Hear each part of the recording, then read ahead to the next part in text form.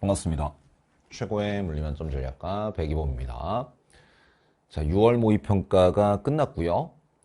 시험은 여러분들이 뭐 치르셨으니까 이제 물리 영역에 대한, 그러니까 물리학 1에 대한 대략적인 느낌들, 뭐 채점을 이제 다 해보셨는지는 모르겠어요. 아직 시험지랑 정답지가 완전히 그 채점 서비스에 올라오진 않았기 때문에 지금 뭐 다들 분주한 상태일 텐데, 그래도 어느 정도 뭐 결과가 예측되는 그런 시험이죠. 먼저 이제 말씀을 드리자면, 이미 이제 아시고 계시겠습니다만, 난이도가 굉장히 쉬웠어요. 그러니까 사실 뭐, 요 정도 난이도의 시험이 언제 있었나 싶을 정도, 그냥 굳이 꼽자면은 작년 6월? 요새 이제 6월 모의평가가 계속 쉽게 나오고 있습니다. 물리학 1 같은 경우는 그래요. 최근에 한 3년 정도는 6평이 까다로웠던 적은 없는 것 같고, 9평은 이제 뭐 퐁당퐁당 했던 것 같아요. 6평이 좀 쉬우면 어렵게 출제될 때도 있었고, 6평이 쉬워도 9평도 쉬웠던 적도 있었던 것 같습니다. 작년에 좀 그랬죠.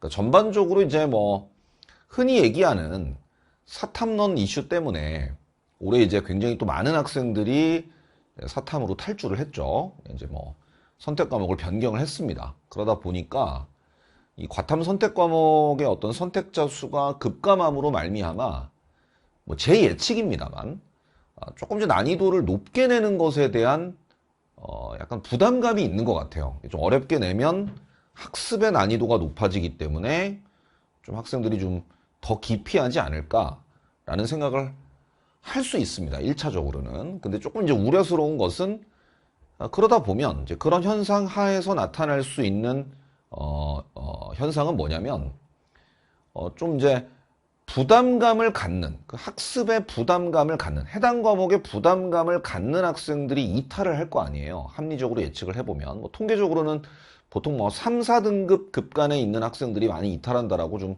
분석이 되고 있는데, 그 학생들이 이탈을 하고 나면 이른바 이제 고인물 현상, 그래도 좀 학습에 자신감이 있거나 성적이 좀 나오는 학생들이 비율이 높아지다 보니까, 그러니까 전체적으로 또 그 선택 집단이 고이게 되죠, 실력적으로. 그러다 보면 컷이 높아지는 현상이 나타날 거란 말이에요. 그 각종 지표가 악화될 텐데, 그럼 이제 끝까지 남아서 선택한 학생들도 부담을 지게 되는. 그러니까 이제 쉽게 내면 쉽게 내는 대로 또 문제가 발생해요. 그러니까 1, 2차적인 어떤 그 현상에 대한 원인은 좀 다르겠습니다만. 그래서 이제 난이도가 너무 쉬웠어요. 사실 오늘 뭐 킬러라고 할 수 있는 문항이 없었죠. 그러니까 뭐 기출 유형보다도 쉬웠기 때문에. 그럼 신유형은 있었느냐? 없었죠. 그럼 새로운 유형도 없고. 그럼 뭐 출제가 안 됐던 굉장히 구석진 주제에서 출제를 해서 이제까지 기출 유형에 없던, 교과서엔 있지만 기출 유형에 없는, 그러니까 조금 꼼꼼히 공부를 안 하면 틀릴 만한 문항은 있었느냐? 없었죠. 그럼 사소하지만 뭐 함정이라도 팠느냐? 뭐 학생들 뒤통수 때리는 격입니다만, 그래도 이제 가끔 그렇게 발문의 어떤 문제 조건에 함정을 줘서 약간의 변별을 시도했느냐? 없었어요. 계산이 복잡한 문제, 뭐 경우의 수를 복잡하게 나눠야 되는 문제가 있었느냐? 없었죠. 그러니까 사실은 시간 안배가 어려웠냐? 그렇지도 않았을 거란 말이에요. 그 모든 이유들이 제거가 되다 보니까 사실 이제 이런 시험은 그 실수를 누가 안 하느냐 정도의 싸움으로 밖에는 귀결이 안 되고, 누가 개념 기출을 좀 담백하게 반복 횟수를 좀 늘려가면서 기계적으로 좀 쉽게 쉬운 문제지만 실수 안 하고 풀 수 있는 정도의 숙련도를 올렸느냐. 그러니까 저도 뭐 엔제를 많이 운영을 합니다만, 저도 뭐 수준별, 유형별 엔제가 되게 많은데, 사실 이제 그런 강좌가 무색할 만큼, 그러니까 킬러 준비를 좀 열심히 한 학생들은 좀 상실감을 많이 느끼긴 했을 것 같아요. 그러니까 이제 기출만 해도 넘친다는 거죠. 그래서 이제 사실 뭐 난이도의 어떤 특이사항, 그 다음에 뭐 유형상의 특이사항, 또는 뭐 문항 분배상의 특이사항이 전혀 없었다. 예상 등급 컷은 사실 의미는 없는데, 조심스럽긴 합니다만, 뭐 1등급은 한 뭐 47에서 시기보정이죠. 사실 뭐 수능에서 이 정도가 나왔으면은 무난하게 50컷도 가능해 보여요. 근데 이제 뭐 사실 아직 뭐 시기적으로 전체적인 문제풀이 실력이 막 올라올 상태는 아니니까 조금 이제 낮게 잡았고요. 난이도에 비해서는. 뭐 2등급도 뭐 44에서 한 45 정도까지도 가능하지 않냐. 이게 2등급 컷이 좀 많이 올라갈 수 있어요. 이런 시험은. 1등급 컷보다는. 요 등급, 2, 3등급 학생들이 사실은 좀 예전에 자기가 정상적인 난이도일 때 받을 만한 점수보다는 한두 문제 정도는 더 맞추기가 용이하거든요. 그래서 아마 이제 3월 학평이나 뭐 이런 예전에 또는 뭐 N수생 같은 경우는 작년 뭐 수능 점수보다는 요 등급에 있던 학생들이 점수 향상이 좀 있었을 그럴 시험이었다. 뭐 이건 뭐 이제 컷이 나와 보면 알겠습니다만 높을 것으로 예상이 됩니다. 크게 의미는 없겠죠, 사실. 이런 이제 시험에서. 그 다음에 뭐 이런 건 그냥 뭐 2개만 넣으려고 하다가 너무 없어 보이니까 그냥 넣은 거예요. 뭐 소리 간섭과 관련된 실험 문제, 뭐 사실 이제 문제를 좀 잘 읽었어야 되는 쉬운 문제였고요. 16번하고 20번 정도. 그나마 이제 뭐 난이도가 조금이라도 있었던 문항을 꼽으라면 16번하고 20번 정도를 제외하고는 사실 이전에 전체적인 그 기출 문제 중에서도 중상급 난이도의 문항도 별로 없었어요. 예. 유형도 너무 뻔하고 계산량도 너무 적고 그랬다는 거죠. 그러니까 생소함이라도 있던가 아니면 뭐 복잡함이라도 있던가. 예? 그랬어야 이제 학생들이 변별이 되는데 그게 전혀 없었다는 거예요. 이것도 사실은 뭐 되게 쉽습니다. 그러니까 뭐 상대값 놓고 같은 거리 달리는 시간의 역수비가 평균 속도비고 그게 나중 속도비니까 가속도비가 나온단 말이에요. 그다음에 전체 질량이 똑같기 때문에 어차피 가속도비가 A, B 여기다 매달아 놓은 추의 전체 질량이 똑같으니까 여기 매달아 놓은 추의 무게가 걔에 작용하는 합력이잖아요. 합력비가 가속도비고 따라서 얘네들 질량비가 가속도비가 돼서 얘네들 질량비는 나와요. 근데 뭐 이제 역학적 에너지 변화량 관점에서 보면은 이 녀석, 여기 매달아 놓은 녀석의 포텐셜 감소량이 전체 운동 에너지 증가량이란 말이죠. 그러니까 사실 뭐 이런 것만 조심하면 돼요. 뭐 A 역학적 에너지 변화량이라는 건 이건 A 운동 에너지 증가량이잖아. 그러니까 여기서도 이제 이 11E0라는 건 뭐냐면 이게 이제 결국 감소량일 겁니다. 왜냐면은 A 포텐셜 감소량 그쵸? 빼기 A 운동 에너지 증가량이 11E0일 텐데 어차피 나중 속도가 3대 1이에요. 이거는 평균 속도가 3대 1이니까 나중 속도도 3대 1이고 그러면 이제 가속도는 뭐 9대 1 나오겠죠. 그래서 뭐 이제 A 질량과 B 질량 B가 나오고 그리고 이제 이게 3V 기준의 A 운동 에너지가 9E0니까 여기는 E0일 거란 말이에요. 그러니까 전체적으로 11E0가 감소하려면 A 포텐셜이 12E0만큼 감소한 거지. 그러니까 이게 뭐냐면 A 포텐셜 감소량이 전체 개의 운동 에너지 증가량과 같아야 된단 말이에요. 어차피 전체 역학적 에너지는 보존되니까. 그러면 A 운동 에너지 증가량이 2제로면은 개 운동 에너지 증가량이 12제로니까 결과적으로는 나머지 B 플러스 추의 운동 에너지 증가량이 11E0라는 결과가 나와서 뭐 사실 뭐 질량비가 그냥 나와 버립니다. 수레 질량과 뭐 B 질량의 비 뭐 이런 걸 물어봤는데 바로 나와요. 사실 암산이 좀 빠른 학생들은 전체 역학적 에너지 보존, 역학계 상황에서의 전체 역학적 에너지 보존과 그 다음에 이제 평균 속도를 이용한 가속도 비 찾기 정도만 잘 비값으로 처리를 하면 사실 뭐 암산으로도 풀 수 있어요. 그러니까 사실 이 정도가 그나마 탈탈 털어서 그나마 학생들이 조금이라도 생각을 좀 하게 하는 문제가 몇 개나 있냐 했을 때 2개밖에 안 나오는데 그나마 그 문항조차도 뭐 계산량이나 구성 면에서 이게 기존의 어떤 시험들과 비교했을 때 조금 이제 낮은 수준이었단 말이에요. 그런 부분이 이제 뭐 공부를 좀 빡세게 킬러 위주로 한 학생들도 상실감을 느끼고 그 다음에 이제 뭐 학습량이 좀, 뭐, 진도상으로 이제 갓 기출을 끝낸 학생들조차도 시험을 잘 볼 수 있는. 그러니까 이제 뭐 상반기에 뭐, 막 남들보다 서둘러서 뭐 킬러 준비하고, 뭐 심지어 모고도 풀고, 뭐 킬러 엔제도 풀고, 이런 학생들은, 아, 내 공부가 좀 과했나? 과잉 투자를 한 건가? 아, 이건 좀 허탈한데? 이런 생각을 할 수도 있는, 물론 이제 자만은 금물입니다만, 이거는 뭐 해설 안 해도 되죠. 이거 부호관계나 전화량 관계가 너무 쉽게 나오잖아요, 이 문제는. 이것도 19번에 있을 문제가 아니에요. 이번에는 그러니까 자기장 문제나 전기력 문제도 거의 뭐 내신 수준으로 출제가 돼가지고, 아, 이게 뭐 뒤에 있는 그 4페이지 구성을 보니까, 17번에 이제 자기장 중첩, 내신 수준이죠.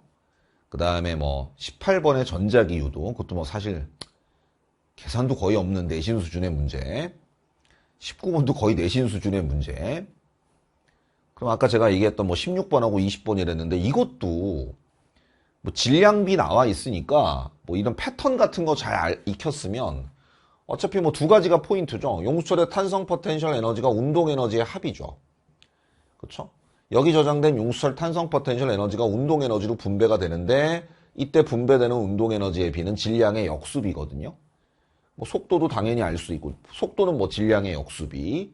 그 다음에 운동 에너지도 질량의 역수비거든. 근데 마찰 구간에서 손실된 에너지는 여기서 분리될 때 A 운동 에너지 뭐 이런 얘기 나와 있으니까 뭐 몇 E 이렇게 잡죠.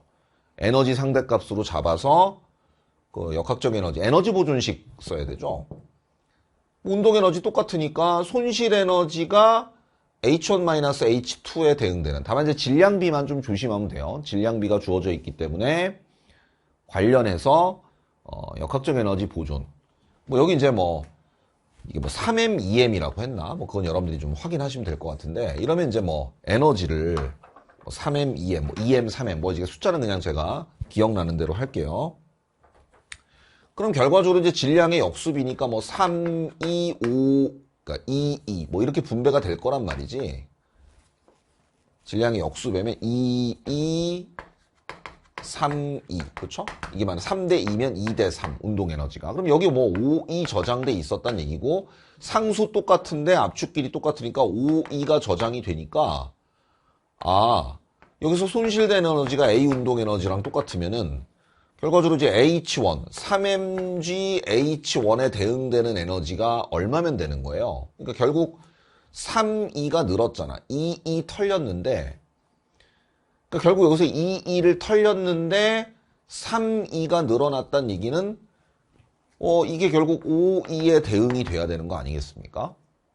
마찬가지 여기도 운동 에너지가 유지됐다는 얘기는 이 H1, 그러니까 EMG의 H1-H2. 그러니까 여기서 이제 B가 내려오면서 중력 포텐셜 에너지 감소량이 결국 운동 에너지 증가로 이어지지 못한 이유는 마찰 구간에서의 손실 에너지와 같다는 얘기잖아요.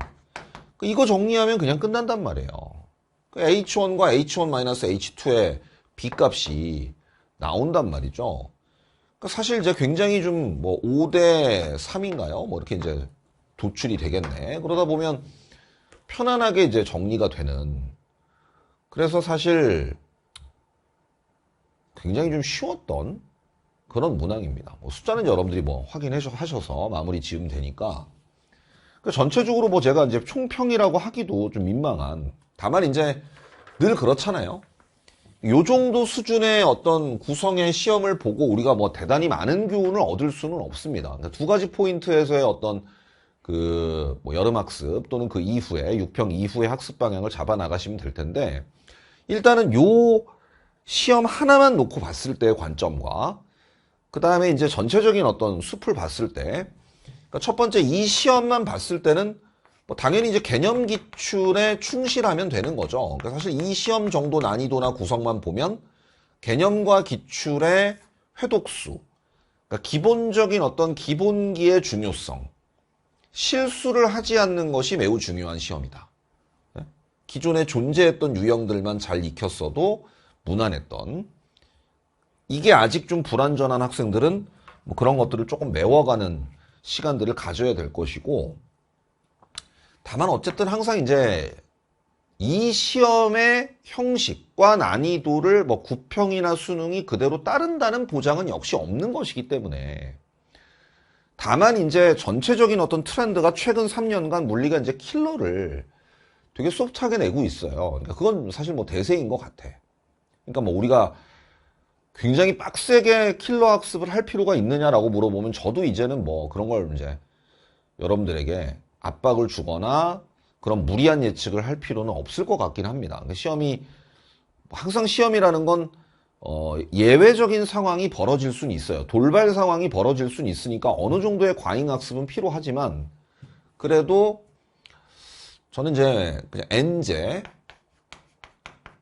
그러니까 전범위 위주의 N제, 그러니까 좀 구석구석 기본적인 거 위주로 공부하는 게 조금 더 중요한 시기가 아니냐. 이제 킬러는 이제 일부 이제 1등급이나 만점을 반드시 받아야만 하는 학생들은 이제 뭐 당연히 예외적인 상황이 발생할 수 있으니까 조금 더 이제 그런 학습의 비중을 높일 필요는 있습니다만, 전체적으로는 시험 트렌드가 뭐 그렇게 어렵게 출제되지 않는, 그 다음에 뭐 신경향이라는 것도 최근에는 뭐 이렇게 딱히 뭐 한 3년간 야, 이런 문제는 좀 기발하다, 이런 문제는 기존에 없던 유형이다, 이런 문제는 되게 구석진 곳에서 이렇게 냈네, 예전엔 안 내던 주제를.